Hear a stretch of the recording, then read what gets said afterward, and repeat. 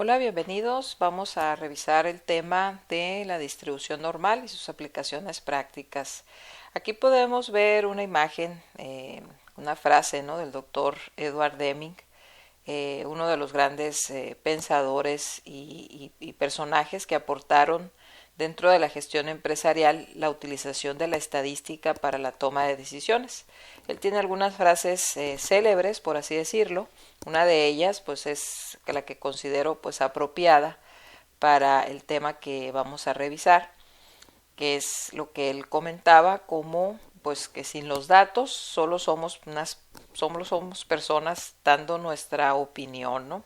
Entonces, para poder sustentar la toma de decisiones es importantísimo que utilicemos datos, ¿no? Y estos se basan pues en varios conceptos, ¿no?, para poder interpretar esa serie de información que tenemos o tablas de datos, ¿no? Y una de ellas es de las aportaciones que él hacía en cuanto a lo que es el concepto de la variación y qué tipos tenemos, ¿no? Hemos comentado en otros videos, en otras clases, que pues básicamente la variación es algo que siempre está presente, ¿no? Se le conoce como una ley natural, quiere decir que aunque nosotros deseemos que no ocurra, pues va a estar siempre presente, ¿no?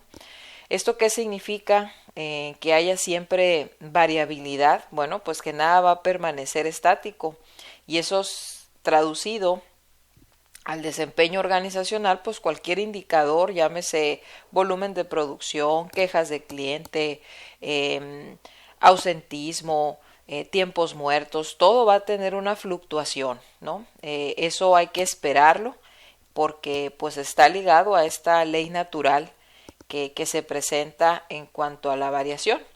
Ahora, ¿desde dónde se reconoce el origen de la variabilidad? Pues desde la época de la recolección, donde se hacía una inspección y una selección de frutas, de animales que se tenían que cazar y todo esto, ¿no? Entonces, un árbol frutal, pues no toda su fruta va a estar exactamente igual de madura al mismo tiempo, ¿no? ¿Por qué? Pues porque diferentes factores le van a afectar, y eso también pues ya en un ámbito empresarial pues lo podemos ver nosotros, por ejemplo, en el desempeño de la mano de obra que tenemos, las temperaturas, cómo le afectan a un cierto tipo de procesos que es más relevante, ¿no?, el medio ambiente que otros.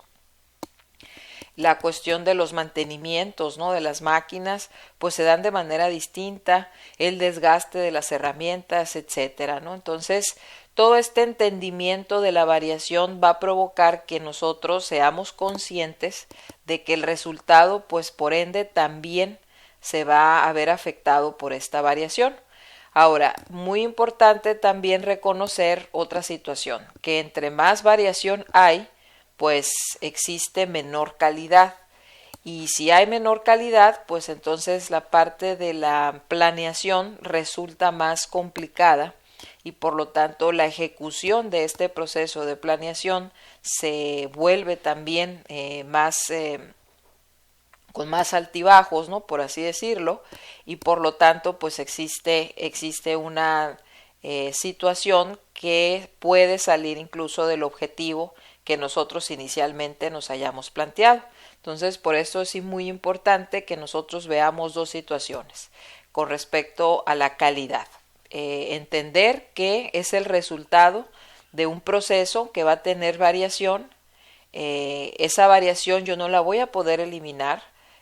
Todos los procesos de análisis y de solución, llámese uno de los principales, que es el Six Sigma, por ejemplo, pues lo que hace esta metodología es tratar de medir, de cuantificar esa variación, donde se origina, qué tipo de variación es, y por lo tanto establecer acciones para su minimización y poder dar una certidumbre de lo que va a estar ocurriendo, ¿no? Bueno, entonces las mediciones, por lo tanto, de calidad se enfocan en poder cuantificar la variación y todas las acciones que nosotros emprendemos derivado de este análisis, de esta cuantificación de la variación, van encaminadas a poder reducirla, ¿no? Por lo tanto, pues todos los procesos podemos afirmar que van a tener variación. Todas las acciones que son repetitivas dentro de un proceso, pues también van a tener una cierta fluctuación. Es un error pensar que si tenemos nosotros procesos espejo, es decir, líneas, por ejemplo, que utilizan los mismos métodos, las mismas máquinas, con los mismos materiales, donde el personal fue entrenado de la misma manera, vamos a tener resultados exactamente iguales, ¿no? Esto no va a ser posible replicarlo, ¿no? Incluso en la propia naturaleza de los, por ejemplo, los gemelos, ¿no? Donde se da una clonación humana natural, pues vemos que hay diferencias, aunque a grandes rasgos se vean dos personas exactamente igual, que vienen incluso de las mismas células, pues tienen sus diferencias, sienten diferente, toman decisiones y se desempeñan de manera diferente en la vida, ¿no? Entonces, por lo tanto, pues ¿por qué no lo vamos a esperar en procesos pues más comunes, ¿no? Los medibles de las entradas, de los procesos y de las salidas, pues obviamente también van a fluctuar, y a esa fluctuación que nosotros vemos a través del tiempo y que la estamos midiendo, esto es un gráfico de corrida, pues a eso le denominamos variación. Ahora bien, la variación se comporta de manera diferente de acuerdo al tiempo, ¿no? Hay un cambio y una desviación de estos procesos, ¿no? Con respecto al elemento tiempo, ¿no? En este ejemplo nosotros vamos a ver pues una cochera, un garage para estacionar un automóvil, donde el propietario pues desea que este automóvil pues estacione en la parte central de este estacionamiento, ¿no? En su domicilio, y para ello pues marca con una señal en el centro de donde debe de quedar ubicado el automóvil. Si nosotros empezamos a recolectar esta información de estacionamiento en un corto plazo o en un corto periodo, pues nosotros vamos a ver un proceso que denominamos de mayor capacidad, o un proceso capaz. ¿Eso qué significa?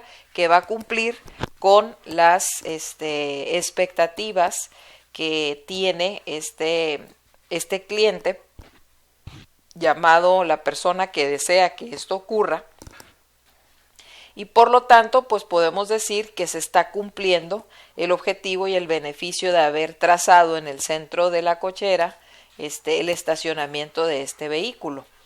Sin embargo, cuando nosotros empezamos a ver cómo el tiempo transcurre, vamos a ver de manera natural que ese proceso es menos capaz. ¿Esto qué significa? Que el automóvil de repente pues va a fluctuar en su ubicación, y esto pues se puede deber a múltiples circunstancias, ¿no? Que se pueden ir presentando. Entonces, ¿qué ocurre aquí? La variación nosotros podemos concluir como una regla, y eso qué significa, que esto no va a cambiar, que todos los procesos a lo largo del tiempo tienen un desgaste o una mayor variación. Entonces, la variación que siempre se presenta, pues en el corto plazo siempre va a ser menor que en el largo plazo. ¿Esto qué significa? Ejemplo, nosotros como organismos vivos, conforme va pasando el tiempo, pues vamos a tener mayor desgaste en todos nuestros sistemas de nuestro cuerpo, ¿no? Y lo mismo ocurre con el resto de los procesos que nosotros queramos evaluar, ¿no?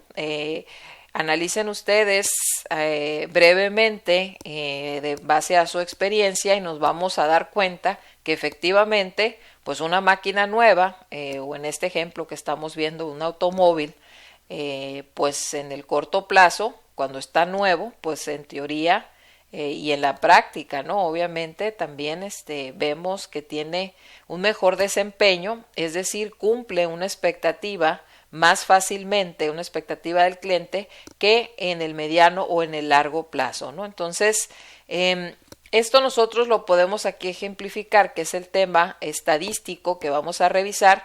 Lo que podemos ver nosotros aquí como una curva, que muy probablemente la hemos visto nosotros anteriormente, que se llama campana de Gauss, o gráficamente, pues como vemos, una distribución de probabilidad normal, ¿no?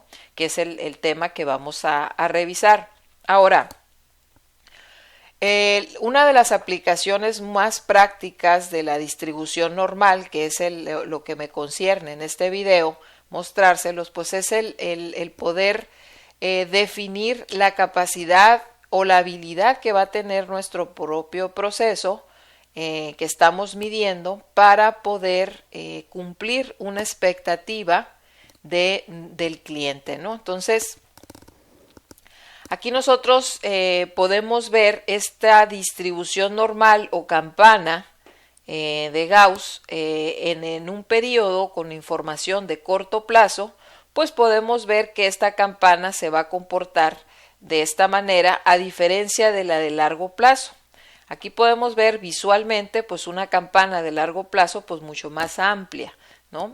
Estadísticamente esto es cómo se manifiesta pues un comportamiento de un proceso con mayor variación. Lo vamos a ver más adelante por qué ocurre esto gráficamente en la distribución normal.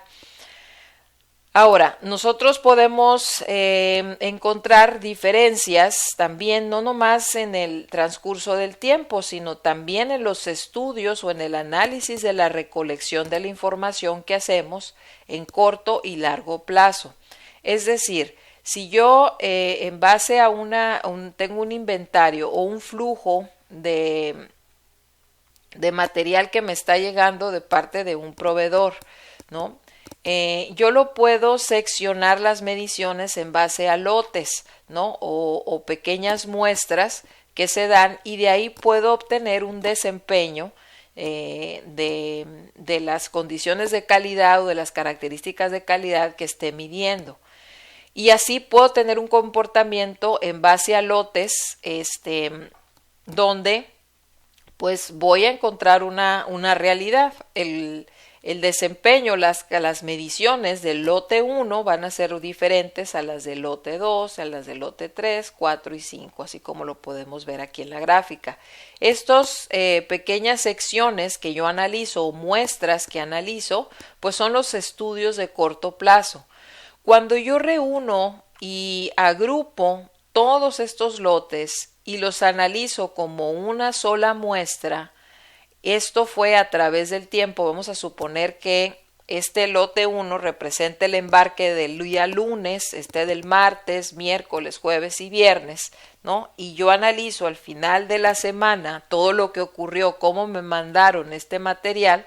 Bueno, pues al momento en que yo agrupo 5 días, pues entonces lo puedo llamar como un estudio de largo plazo, ¿sí? Entonces, en la estadística hay dos objetivos que nosotros vamos a ver: qué ocurre en el corto plazo y qué ocurre en el largo plazo, o sea, cuál es la expectativa que voy a tener conforme va pasando el tiempo. Entonces, esto es lo que nosotros podemos entender como una aplicación práctica de lo que nosotros podemos ver en la bibliografía como estadística descriptiva y estadística inferencial, ¿no? A esto se refiere. Que son básicamente la estadística descriptiva se basa en describirnos un comportamiento básicamente en el corto plazo, ¿no? Y la estadística inferencial es la proyección que nosotros hacemos en base pues a probabilidades, a riesgos que tomamos para determinar cómo estaría nuestro desempeño en un futuro, ¿no? Todo lo que es la parte de la estadística se basa en tratar de comprender cuál es el desempeño de la población, ¿no? Entonces, para poder entender la población, nosotros vamos a vernos obligados a tomar muestras, ¿no? Hay una relación física entre la población y la muestra, ¿sí? Si nosotros utilizamos igualmente la parte de la campana, ¿no? La agrupación de la campana de Gauss en la población, pues vamos a ver que hay una cierta semejanza de la muestra, ¿no? Hay una relación estadística, ¿no?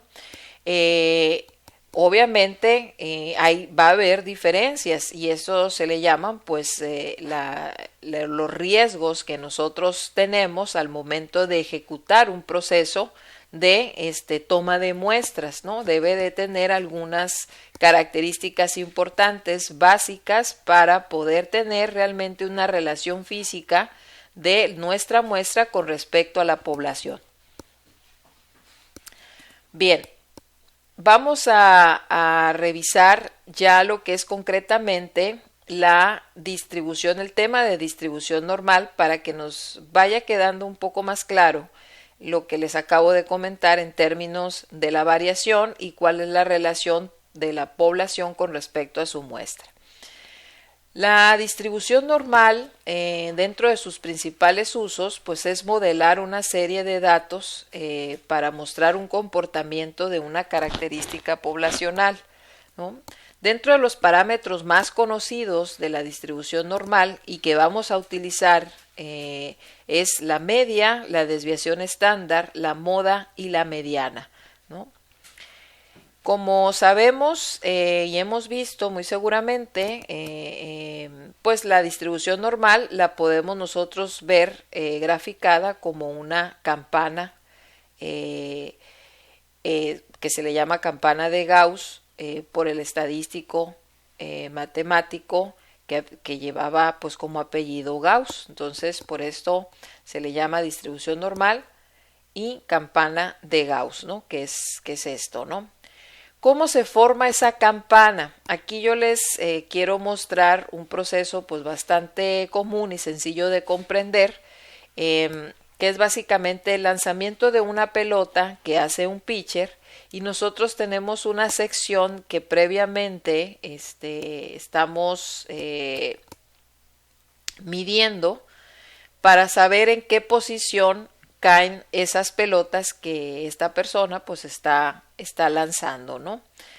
La primera pelota cae en una posición, como les comentaba yo, todo tiene variación, entonces cada pelota pues cae en diferentes puntos de esta zona de lanzamiento y esto se debe a un comportamiento aleatorio, ¿sí? Sin embargo, pues pueden ocurrir que ciertas pelotas caigan en una posición que sea igual o semejante. En este caso, los intervalos que se le están dando o los rangos que se le están dando de medición van de 30 en 30 centímetros. O sea, es decir, de 0 a 30 tenemos una pelota, de 30 a 60, pues vamos a ver si cae alguna pelota por aquí. Ahí está una pelota.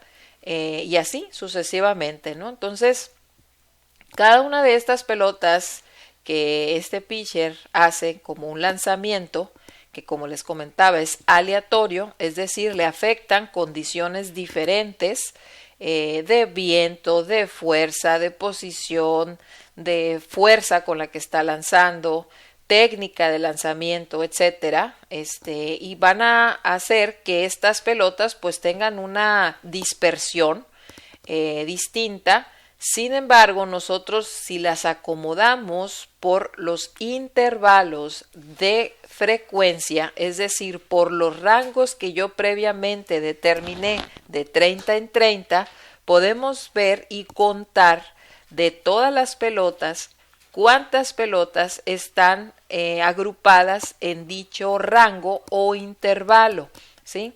Esto es lo que nosotros llamamos en la matemática, en la estadística, como histograma de frecuencia, ¿sí? Entonces, aquí podemos ver que hay una pelota en el intervalo de 0 a 30, ¿no? o en la familia o en la categoría, como nosotros lo queramos entender. De 30 a 60 tenemos 2, de 60 a 90 4 y así sucesivamente. Ahora, de este intervalo de frecuencia, que es básicamente acomodar todas las pelotas que lanzó este pitcher basado en estos rangos, ¿sí? Y agruparlos, si nosotros a estas barras que vemos aquí como pelotas, trazamos una línea continua en el extremo o en la punta de ese histograma de frecuencia, pues vamos a ver una campana de Gauss, ¿no? O una campana donde debajo de esta campana pues hay una distribución que se está dando de acuerdo a la frecuencia o cantidad de elementos que cayeron en este rango predeterminado, ¿no? Entonces, así es como se construye una campana de distribución. Uno de los indicadores básicos de la distribución normal es la media. La media en una distribución normal, gráficamente nosotros la vamos a encontrar en el centro de esta campana, ¿sí? O muy cerca del centro. Se denota por la letra X y es igual al promedio aritmético que se está formando de sumar todos los datos y dividirlos entre la cantidad de datos que se tiene, ¿sí? Esto pues es lo que llamamos comúnmente como promedio, ¿no? O promedio aritmético. En estadística lo denotamos con la letra X con una barra en la parte superior que se le llama X testada, ¿no? Entonces, gráficamente lo vemos así, numéricamente es básicamente el promedio de todos los valores y lo que hace la media es ubicarse en el centro y dividir la campana de Gauss en dos partes. Estas dos partes pues son prácticamente un espejo, es decir, la misma cantidad de datos que hay del centro hacia la izquierda son la misma cantidad de datos que hay del centro hacia la derecha, ¿sí? En debajo de esta línea, de esta curva, donde nosotros tenemos pues el porcentaje de datos o de características que estamos midiendo, ¿no? Muy bien, ahora uno de los temas también importantes, muy importantes de los conceptos es la desviación estándar, ¿no? La desviación estándar puede tener pues algunas pues antecedentes, ¿no? de nosotros que tenemos o que se nos dificultaba pues, ¿no? En entender ese concepto de la desviación estándar. Bueno, pues aquí en términos prácticos se los voy a explicar de manera muy sencilla, porque lo más importante es el uso que nosotros le estamos dando a la desviación estándar. Si nosotros queremos hablar de calidad, no lo podemos hacer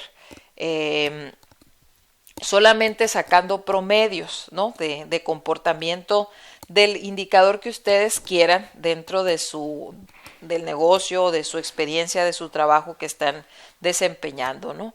Tenemos nosotros que ligarlo al menos a la desviación estándar y a los conceptos que vamos a ver ahorita más adelante. Aquí la desviación estándar en términos muy prácticos, así como nosotros sabemos sacar un promedio, bueno, pues la desviación estándar es un promedio, pero es un promedio de las distancias que ocurren de todos los valores con respecto a la media de la distribución del proceso que nosotros estamos midiendo. ¿Cómo lo podemos ver? Bueno, pues aquí tengo yo ubicada ya la media previamente y sacamos la distancia que hay de la media con respecto a cada una de las pelotas que lanzó este pitcher, ¿no? Entonces vemos que de aquí a ahí, o sea, de 60 a 90 y 30, o de 90 a 120, ¿no? Hay 30, aquí hay 60, entonces cada una de estas pelotas tuvo o tiene una distancia que le ubica con respecto a la media. Cuando nosotros sacamos todas esas distancias y las dividimos entre la cantidad de pelotas que lanzó el pitcher o de los datos que nosotros podemos tener, y sacamos ese promedio de esas distancias, entonces tenemos lo que se llama desviación estándar.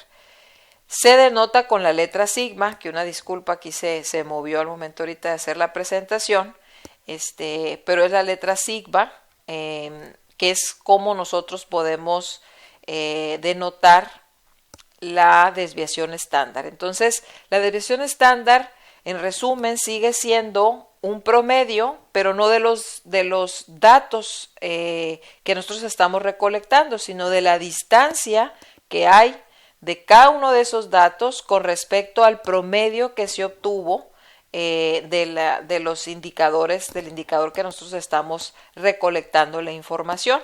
Entonces, ¿qué quiere decir esto? Que ese promedio de las distancias, pues es lo que llamamos desviación estándar, y es básicamente el indicador o el parámetro de la desviación estándar, perdón, de la distribución normal, que nos va a permitir medir la variación de los procesos, ¿sí? Entonces, si nosotros vemos aquí dos procesos que están medidos en base a su frecuencia o histograma de frecuencias y resaltado con la campana de la distribución normal, vamos a poder obtener una conclusión muy sencilla, que si nosotros nos fuéramos nada más en nuestra toma de decisiones con respecto a usar nada más la media o el promedio, que es algo bastante común que se hace en el sector empresarial, es sacar promedios, pues aquí nos vamos a dar cuenta que estos dos procesos que estamos nosotros comparando tienen exactamente la misma media. ¿Cómo lo sé? Bueno, pues por una de las reglas que yo ya les comenté de la distribución normal, que es que la media se encuentra en el centro de la campana o en el punto más alto de esta campana, ¿no? Entonces aquí está a 60 y aquí también está en 60, ¿sí? Sin embargo, cuando nosotros agregamos el parámetro de la desviación estándar, nos damos cuenta que esta campana está mucho más amplia que esta otra. ¿Esto qué significa? Que hay mayor distancia, porque acuérdense que debajo de la línea curva siempre ocurrió algo. En el caso del que estamos revisando, es decir, a más de 90 tenemos pelotas que este pitcher lanzó, y también lanzó a menos de 30. Sin embargo, este pitcher fue más preciso o menos disperso en sus lanzamientos, ya que tenemos nada más pelotas con un máximo de 90 y con un mínimo de 30, ¿no? Entonces, ¿qué preferimos? Un pitcher que tiene una dispersión que puede ir aquí desde 0 hasta 120, por así ponerlo, ¿no? Viendo los números estos, cómo se van, la escala, ¿no? Cómo se va distribuyendo. Pudiéramos asumir que va desde 0 hasta 120, o un pitcher que va de 30 a 90, ¿no? Pues obviamente queremos este comportamiento, ¿no? Siempre buscamos que sea más preciso o que haya menos dispersión o fluctuación, ¿no? Entonces, en este caso, si nosotros nos quedamos nada más con la media, podemos decir que ambos lanzamientos o lanzadores pues tienen el mismo desempeño, ¿no? Sin embargo, cuando ya agregamos el parámetro de la desviación estándar, pues ya nos damos cuenta que es otra la realidad, ¿no? Entonces, otro de los parámetros de la moda es la moda, pues así como lo conocemos, ¿no? Que es algo que está de moda, es algo que nosotros vemos con mayor frecuencia, ¿no? Entonces, en los datos ocurre lo mismo. Cuando nosotros ponemos y visualizamos todos los datos, pues en automático vamos a ver cuál dato se repite más. En este caso, pues va a ser la frecuencia donde en este intervalo obtuvimos la mayor cantidad de lanzamientos de acuerdo al ejemplo, ¿no? Entonces aquí estamos que es aproximadamente las pelotas que cayeron entre 60 y 90, las que van a llamarse, o el dato de la moda. Aquí hay otra regla, ¿no? En la distribución normal, que la media y la moda, como podemos ver aquí, por regla son el mismo número o muy parecido, ¿sí? Lo mismo ocurre con la mediana. Mediana viene del medio, ¿no? El dato que está en el medio, el que se encuentra en el centro, ¿sí? De la distribución, ¿no? O muy cerca del centro. En este ejemplo, pues también lo podemos ver aquí. Si nosotros pusiéramos los datos de mayor a menor, pues los datos que se va a encontrar en el centro, pues va a ser este dato igual. Entonces, otra regla de la distribución normal es que la media, la moda y la mediana son prácticamente el mismo dato, ¿sí? Ahora, entonces hemos visto varias reglas que se cumplen al momento de que nosotros podemos ajustar la recolección de los datos que estamos llevando a cabo en cualquier indicador que nosotros estemos evaluando de desempeño, y lo queremos hacer una modelación en base al uso de la distribución normal. ¿Cuáles son estas reglas? Una, la media se encuentra en el centro de esta histograma de frecuencias que se forma de acomodar de acuerdo a ciertos intervalos que nosotros predeterminamos o rangos, donde vamos a poder agrupar los datos que caen dentro de ese rango. A eso se le llama histograma de frecuencia.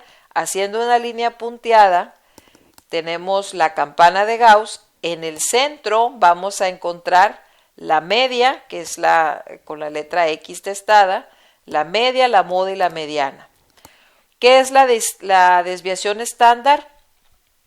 Pues es igual a un promedio, pero de cada uno de estas pelotas o lanzamientos en este ejemplo, o datos que ustedes tengan, con respecto a la distancia que se encuentra con respecto al valor de la media, ¿sí?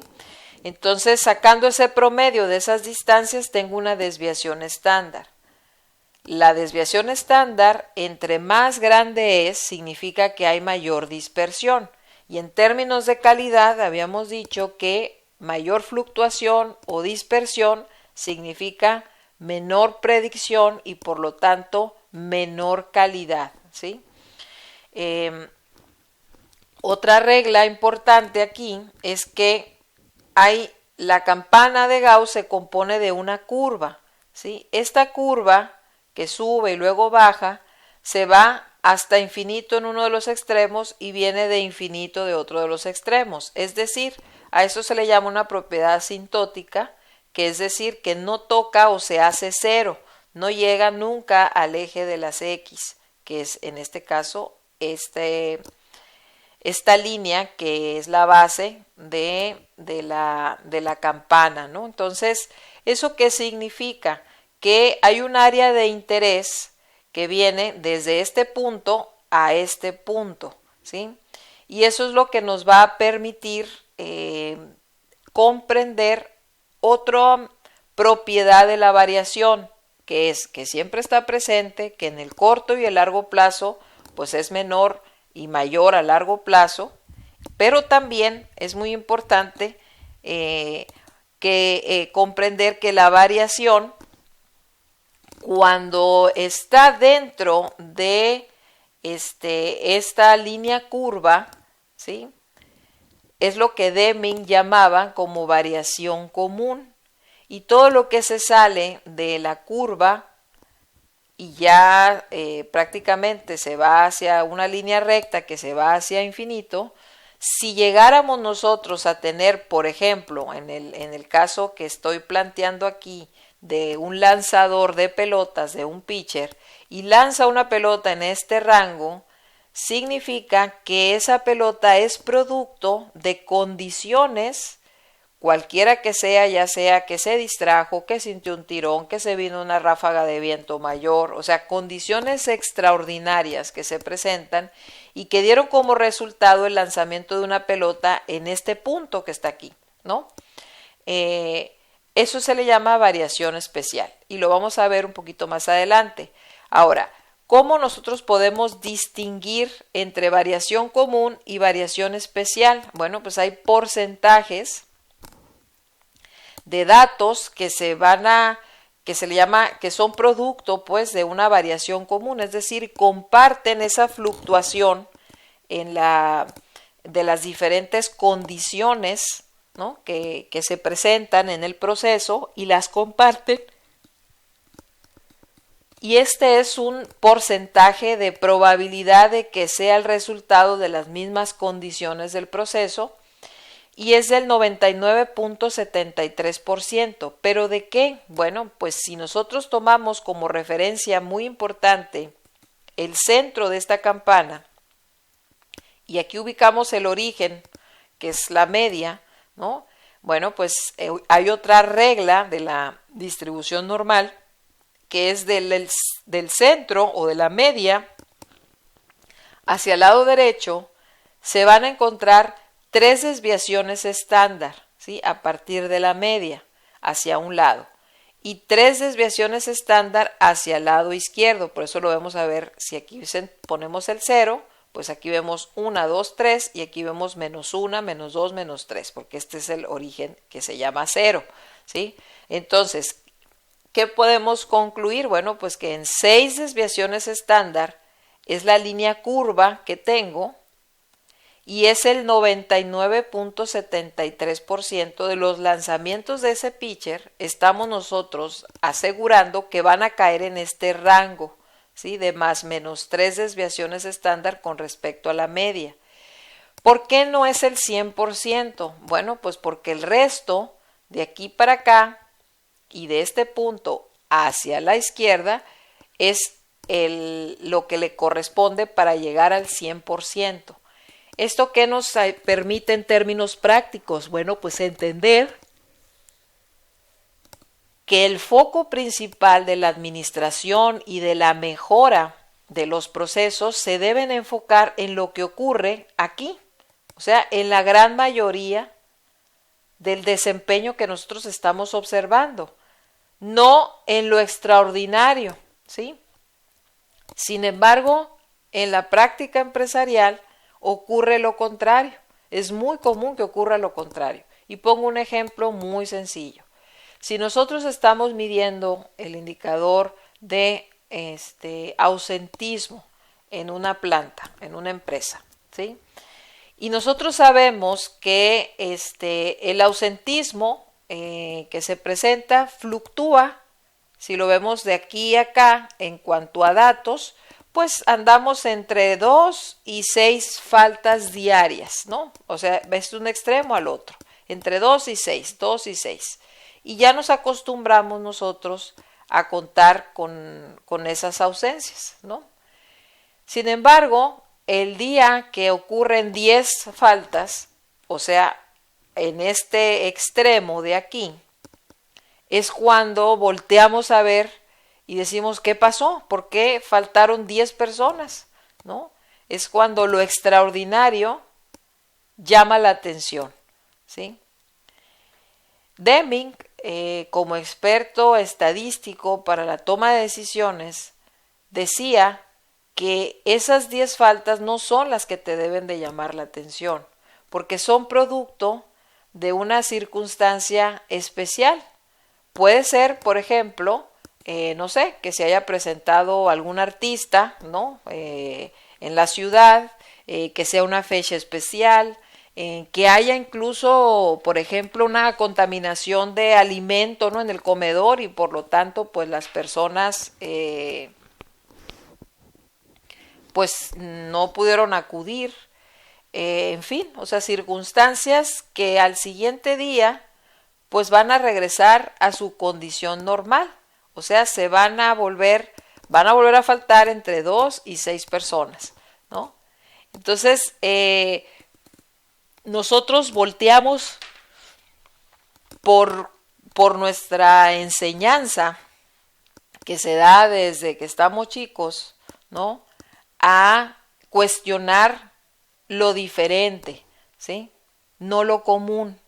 Entonces, en los procesos, para mejorarlos, nosotros nos enfocamos en que ya no sean entre 2 y 6, que por qué no son entre 1 y 5, o entre 1 y 4, o entre 0 y 3, ¿no? Esa es lo que verdaderamente se llama mejora continua. Enfocarte en lo que ocurre aquí, ¿sí? En el 99.73% de la variación es donde tú te vas a enfocar, ¿sí? Entonces, para conocer estos datos, cuánto es, como yo les decía, traducir que de más menos 3 desviaciones estándar se convierten de 2 a 6 faltas, ¿sí? Es la parte donde nosotros utilizamos ya la estadística o la distribución normal para poder entonces establecer lo que llamamos, ojo con esto, límites de control, ¿sí? Ahorita lo vamos a ver más adelante, pero en estos puntos se encuentran los límites de control de este proceso, ¿sí?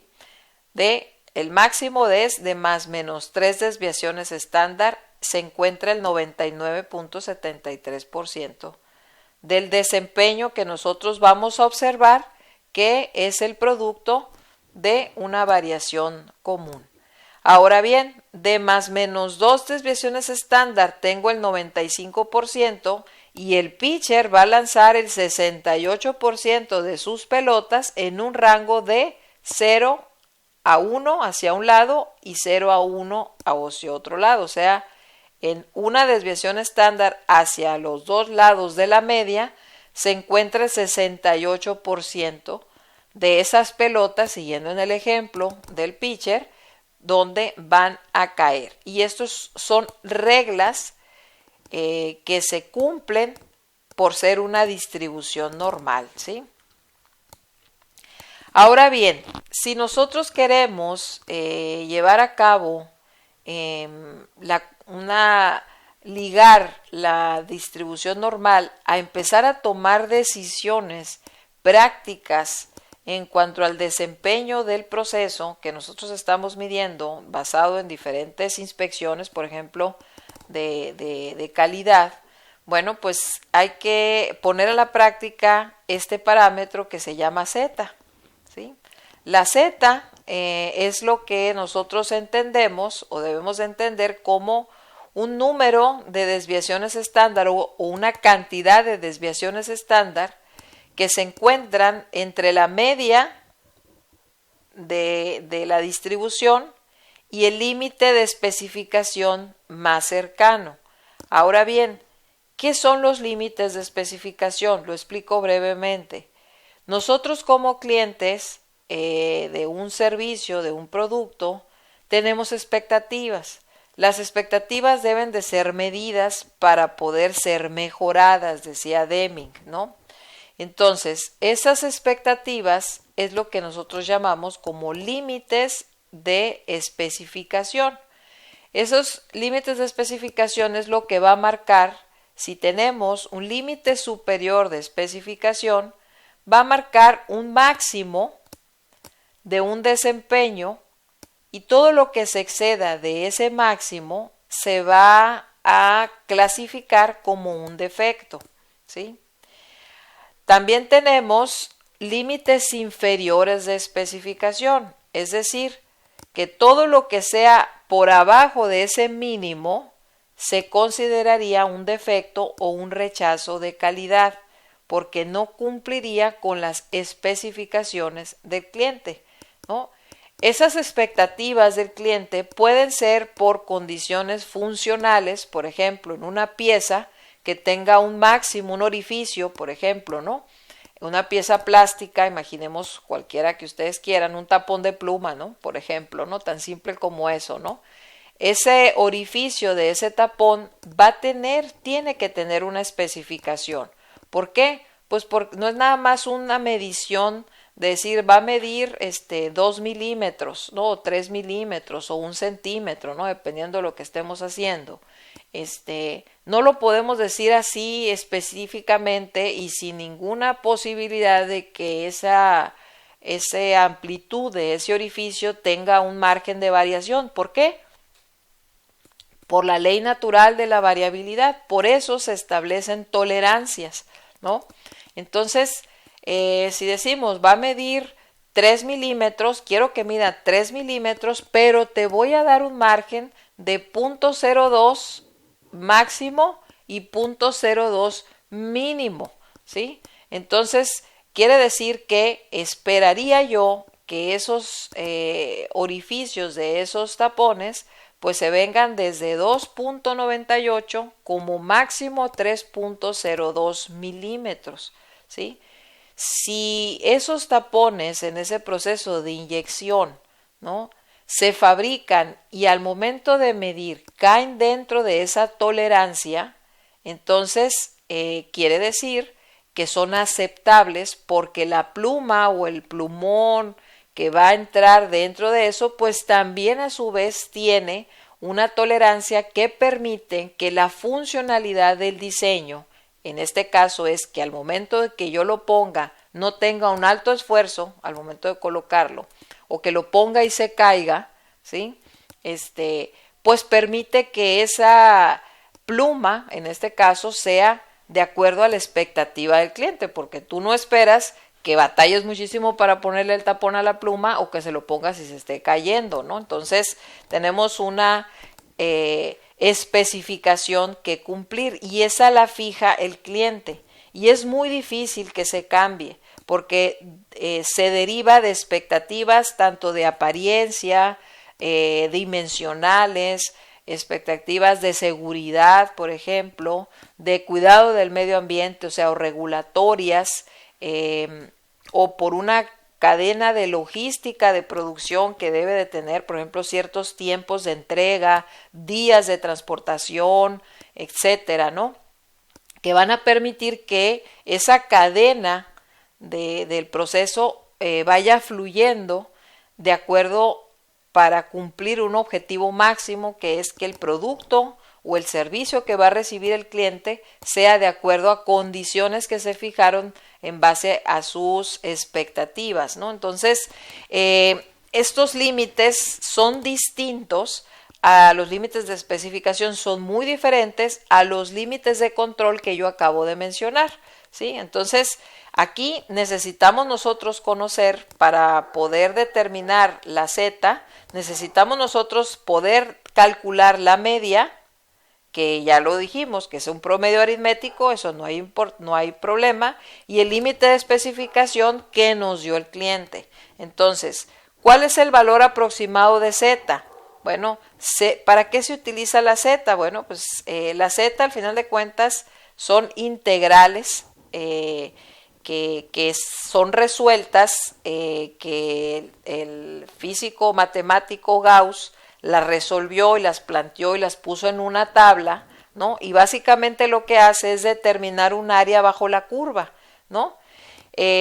Donde se hace el corte, en este caso, en este ejemplo, tenemos la curva, la distribución, tenemos la del pitcher, donde la media estaba en 60 y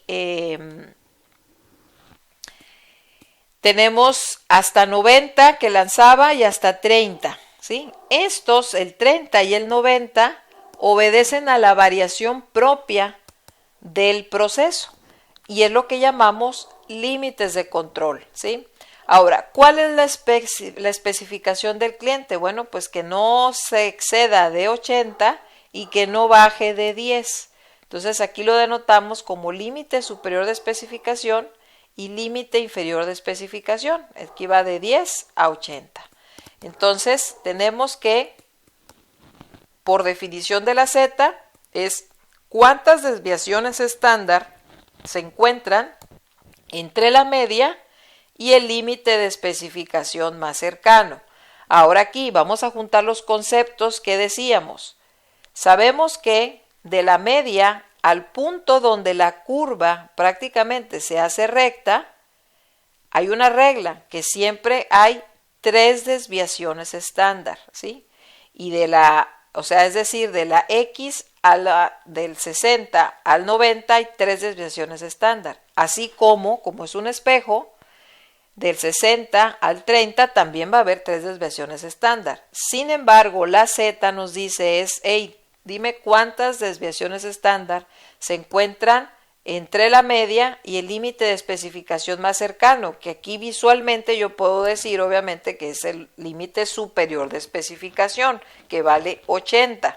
Entonces, cuento cuántas desviaciones estándar hay. Bueno, pues aquí hay 1, 2, 3. ¿Qué hice? Este espacio de aquí a aquí lo dividí en 3 pedacitos. Y donde caiga esta línea, pues es el conteo de las desviaciones estándar que se dieron. En este ejemplo, pues es 2. ¿Por qué 2? Porque simplemente yo aquí puedo sacar, muy sencillo, cuánto vale cada desviación estándar. ¿Cómo lo saco? Bueno, pues de 60 a 90 se supone que hay 3 brinquitos, así como si me voy al ejemplo de, no sé si recordarán, la regla, cómo nos las enseñaban, ¿no? En mi caso, pues era así como los brinquitos de la rana, ¿no? ¿Cómo brinca la rana? Aquí hay 3 brinquitos que debe de dar, ¿no? Esa ranita para llegar aquí a su objetivo que es de 90. Bueno, pues ese brinquito, ¿cuánto vale? ¿No? Si tiene que darlo en 3 partes, pues vale 10, ¿no? Entonces, o lo saco de la manera aritmética, que es 90 menos 60 es 30, entre 3 yo sé que vale 10, ¿sí? Entonces 60, primera desviación estándar, una desviación estándar es 70, 2 desviaciones estándar es 80 y 3 desviaciones estándar es 90, ¿no? Entonces tenemos que la Z vale 2 porque se encuentra el límite superior a 2, es decir, a 80, ¿sí? Ahora, ¿cómo obtenemos la fórmula de Z? ¿Sí?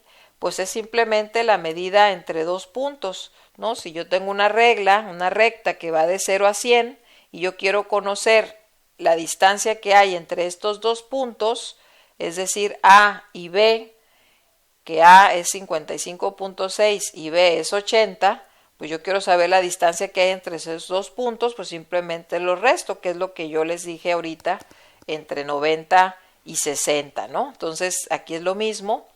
Y pues obviamente esos 2 puntos, que es la media y el límite de especificación, ¿no? Yo los tengo que restar y como la definición de la Z es número de desviaciones estándar, lo tengo que transformar ese rango o esa distancia a desviaciones estándar. Por eso lo divido entre lo que vale la desviación estándar, ¿no? En este ejemplo, pues era el valor de 10 y pues por eso obtuvimos que valía la Z igual a 2. Entonces la fórmula, ya sustituyendo la descripción del concepto de Z, nos quedaría de esta manera: la media menos el límite de especificación entre la desviación estándar, ¿sí? Cuando nosotros utilizamos uno de los lados de la distribución normal, que es en este ejemplo el límite superior de especificación, vamos a poner la fórmula de esta manera: el límite superior de especificación, que en teoría debe de ser un valor superior a la media, por eso lo ponemos en la parte del numerador, ocupa el primer espacio, límite superior de especificación menos la media, para que no nos dé un resultado negativo, ¿no? Por haberlo volteado, ¿no? La fórmula, ¿no? Entre la desviación estándar. En este ejemplo, pues aquí ya lo vemos, es 80 menos 60 entre 10.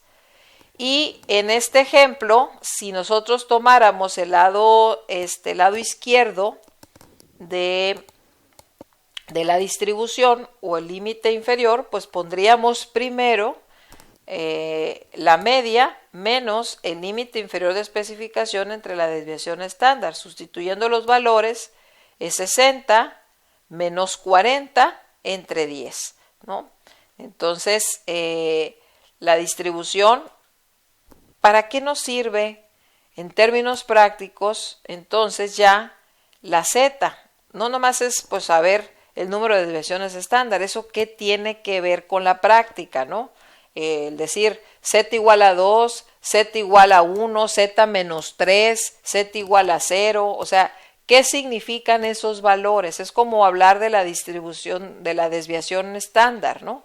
Una desviación estándar de 10 contra una de 20. Ah, bueno, pues yo ya sé que entre más grande es la desviación estándar, hay mayor dispersión porque hay mayor distancia de cada uno de los datos con respecto a la media. En el caso de la Z hay que ponerle un contexto práctico para que nosotros rápidamente podamos empezar a sacar conclusiones de lo que es el desempeño de este proceso, ¿sí? Entonces, la Z en términos prácticos nos va a ayudar a determinar la cantidad de rechazos que se tienen en un proceso, ¿sí? O sea, un desempeño ya de calidad, ¿no? ¿Y por qué nos lo permite la Z?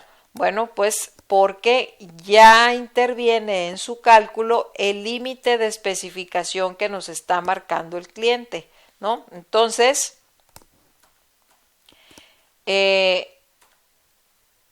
tenemos aquí para poder, todo esto lo vamos a ver en Minitab, ¿no? Cómo se calcula.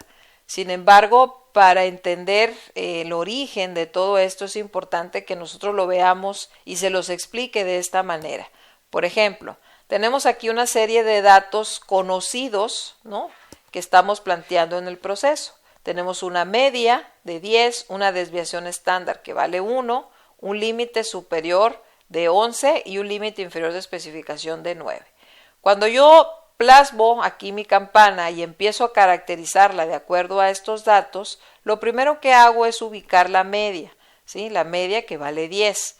Ahora, yo sé que de aquí al punto donde desde la curva se hace recta, hay 3 desviaciones estándar. Cada desviación estándar vale 1. Entonces, en este ejemplo, ¿dónde llega este límite de control? ¿No?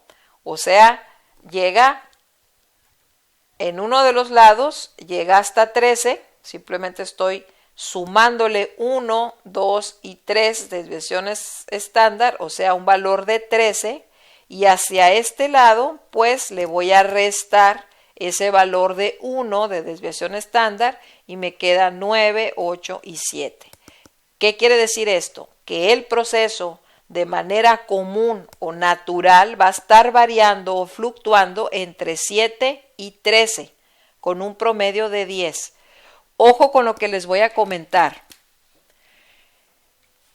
Si nosotros seguimos la regla que el 99.73% de las veces, ¿no?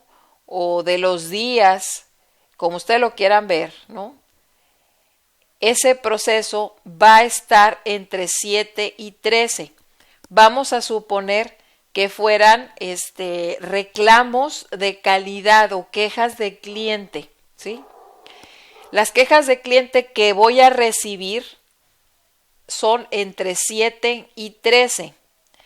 Si el objetivo que a mí me van a poner para el próximo trimestre, ¿no? Vamos a suponer que sea de 5, máximo 5, quiere decir que mi proceso jamás lo va a cumplir. O sea, el 100% de las veces esas quejas de cliente exceden el 5. Ahora bien, si nosotros decimos que en promedio, es decir, la mayor cantidad de los días, ¿sí? Andamos en 10 quejas, tampoco es correcto que nosotros premiemos o felicitemos a un grupo porque obtuvieron 9, 8 o 7.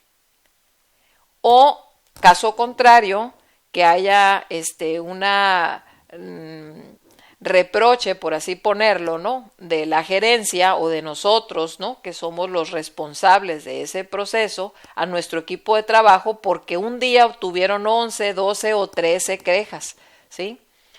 Entonces, todo lo que ocurra entre 7 y 13, a pesar de que el promedio sea de 10, no hay que cuestionarlo porque es parte de la variación común, ¿sí? Nada ha cambiado, o sea, nada se ha deteriorado porque sea superior a 10 y nada ha mejorado porque sea inferior a 10, ¿sí? Siempre y cuando no salga de 7 y no salga de 13, ¿sí?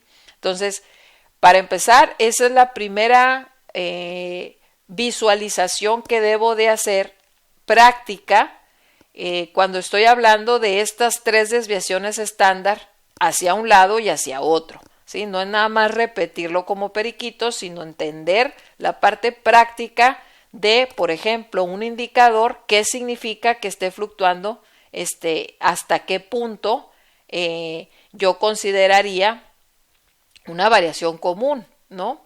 Bueno, ok, ahora, ¿qué otra cuestión puedo determinar aquí? Yo tengo los límites de especificación máximos y mínimos que me pasó mi cliente, simplemente los voy a ubicar en 11 y en 9 como corresponde. Esto gráficamente me permite, ahora sí, hablar de desempeños, porque lo anterior era variación. Ahora sí, esa variación, ¿cómo anda con respecto a un desempeño, con respecto a lo que el cliente me está esperando de mi proceso? Bueno, pues que todo lo que se sale de 11 y todo lo que se sale de 9, que es las líneas rojas que están aquí, pues son defectos, ¿sí? Entonces, esos defectos, ¿cuánto valen? Bueno, pues para saber qué porcentaje de defectos tengo o de reclamos de cliente, pues necesito sacar la Z. Utilizando esas fórmulas y sustituyendo esos valores del límite superior menos la media y la media menos el límite inferior, obtengo que la Z en ambos lados pues vale 1.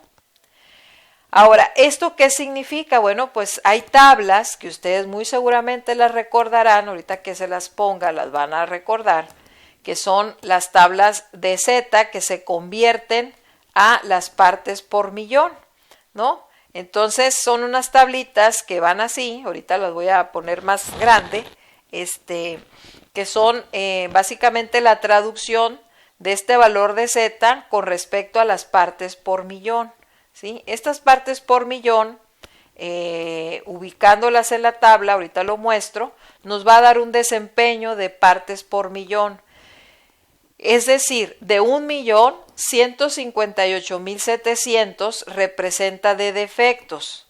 Si eso a mí se me hace complicado imaginármelo, simplemente lo puedo poner en porcentaje. En lugar de millones, lo pongo en porcentajes. Y pues básicamente sería que del 100% hay un 15% hacia un lado de rechazos que se salen de 11 y hay otro 15.87% que se sale hacia el otro lado, ¿no? ¿Cuántos defectos tengo en total? Pues tengo que sumar ese 15.8 más 15.8 o 158.000 más 158.000 y tengo 317.400.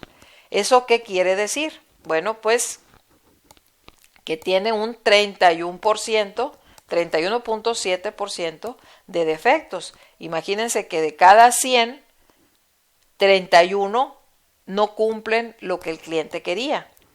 O, dicho de otra manera, de 10, 3 no van a cumplir. 3 productos de 10 están mal, ¿no? Entonces, esta tabla nosotros la vamos a ubicar así. Bueno, aquí este es otro ejemplo donde tenemos nosotros la media, desviación estándar, límite superior, límite inferior. Hacemos lo mismo, ubicamos la media, tenemos el límite superior de especificación en 80.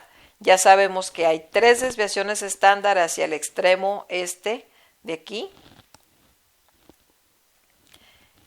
Esta Z vale 2, ya habíamos dicho, no vamos a utilizar el cálculo de este lado porque no se encuentra cerca y además porque definitivamente no hay nada que lo cruce, ¿no? Una línea curva no cruza, está muy lejos el límite inferior, entonces este proceso lo vemos que está en la tolerancia que nos está dando el cliente de entre 10 y 80, realmente está recargado hacia uno de los lados, ¿no? Entonces ocupamos nada más la Z del límite superior de especificación y sustituyendo los valores es de 80 menos 60 entre 10 y Z es igual a 2, ¿no?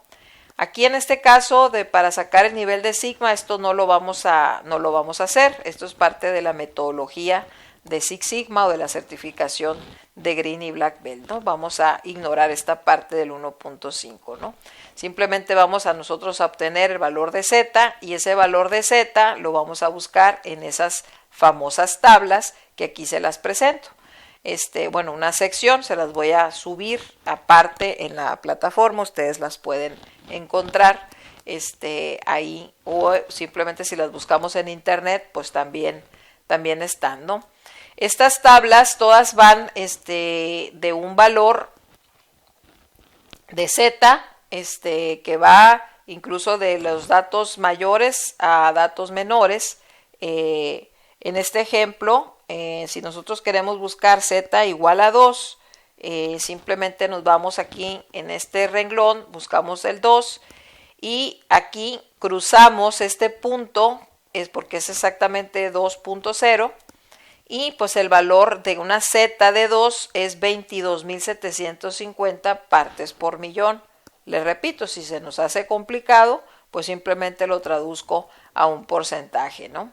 Que se da aquí. Si fuera, por ejemplo, 2.13, bueno, pues me bajo aquí al 2.1 y me voy hasta el 3 de este valor, de este renglón. Este es 2.13, que sería 16.590, ¿no? Y así es como yo la voy a ubicar. Estas son las tablas completas, ¿no? Aquí las van a poder ver ustedes directamente en la presentación, que van desde un valor de menos 5, cuando la Z es negativa, ¿sí? Es decir, imagínense una Z de menos 5 que obtenemos de 1.999.999.71 son defectuosos. O sea, prácticamente estamos hablando del 100%, no cumple con la expectativa.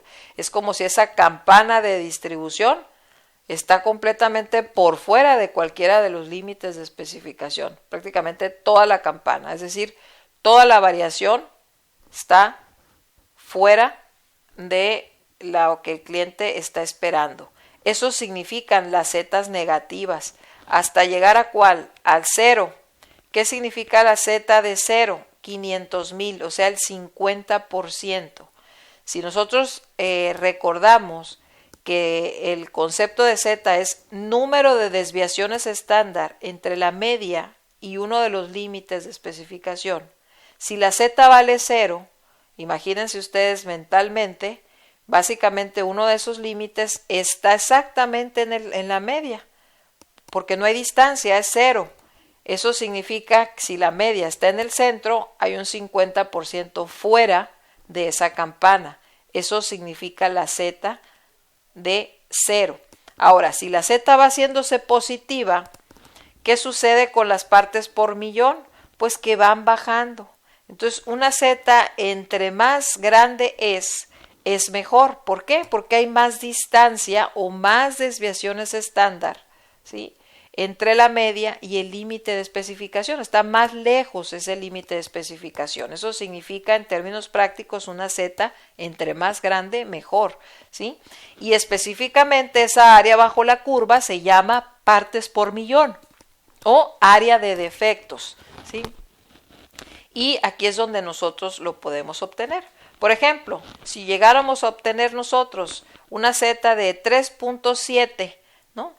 Bueno, pues aquí nos vamos a ir 3.7 y tenemos 107.8 defectos. Ahora, fíjate que tengo una Z de 3.25. Pues me voy aquí al 3.2 y me voy siguiendo este renglón hasta llegar a la columna del 0.05 y obtengo una parte por millón de 577 de partes por millón. Y así sucesivamente es como nosotros utilizamos el valor de la Z. Ahora, la primera parte, que es obtener el desempeño de una característica que estoy midiendo, bueno, pues lo hago a través del cálculo de Z, y la manera de arrastrar el lápiz es como se los expliqué, y aquí están pues los comandos en Minitab de cómo lo vamos nosotros a utilizar, ¿sí? En otro video vamos a poder ver el ejemplo tanto de cómo sacar el valor de Z, así como sacar la siguiente parte en otro video de los que son los índices de capacidad, ¿sí? Entonces, siguiendo estas instrucciones, nosotros vamos a poder obtener un gráfico así. Como lo vemos, es como nos los va a desplegar Minitab, y aquí simplemente pues nos da ya el valor de Z y nos da los desempeños tanto del lado superior como del lado inferior, tanto a largo plazo como a corto plazo. Y aquí nosotros lo vemos ya graficado.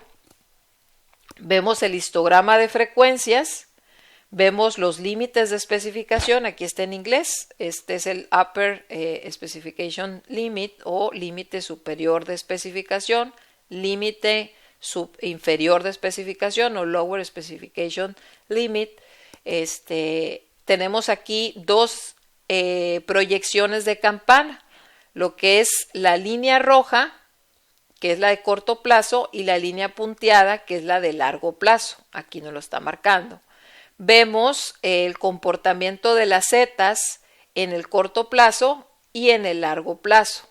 Vemos los defectos, las partes por millón, cuánto corresponden en el corto plazo y cuánto corresponden en el largo plazo, ¿no? Entonces, aquí tenemos la manera de nosotros determinar por porcentaje o por partes por millón cuántos defectos tengo de un desempeño de un proceso que yo esté midiendo, ¿sí? Aquí son los datos que el Minitab está procesando.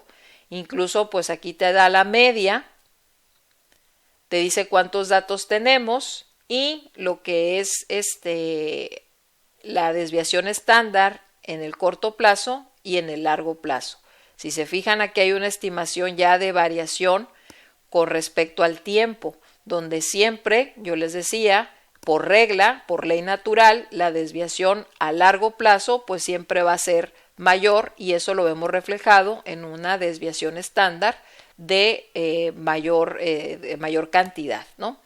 ¿Cómo lo hacemos aquí en Minitab? Pues simplemente nosotros nos vamos al menú de estadísticas, herramientas de calidad, análisis de capacidad normal. Por default, al momento nos va a abrir este menú, voy a seleccionarlo, voy a poner la especificación. Por default, si yo le doy aquí opción, siempre me va a aparecer el valor de Z, ¿sí? Y pues le doy OK y ya me va a dar este valor de aquí, ¿sí?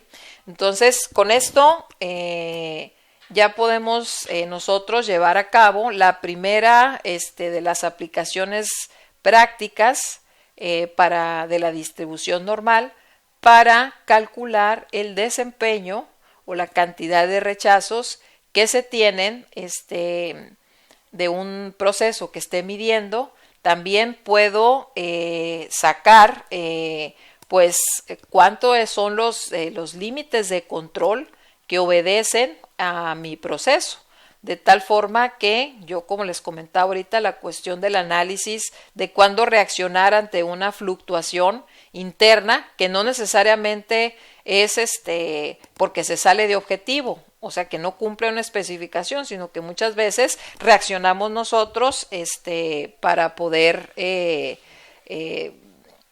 decir vamos bien, vamos mal, ¿no? internamente, ¿no? Y esos son a través de los límites de control. Muchas gracias.